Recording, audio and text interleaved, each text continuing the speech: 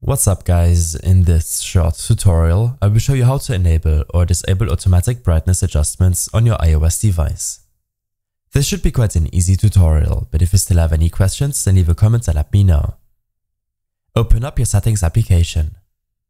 Here, scroll down and tap on Accessibility. In your accessibility settings, navigate to Display and Text Size, where you can find the auto brightness option at the bottom here. This option should be turned on by default. Turning this setting off could reduce your battery life, as you will have to readjust the brightness option on your device manually. The easiest way to do this is in your control center. You could also disable the auto brightness option and disable the setting above, which reduces the intensity of bright colors.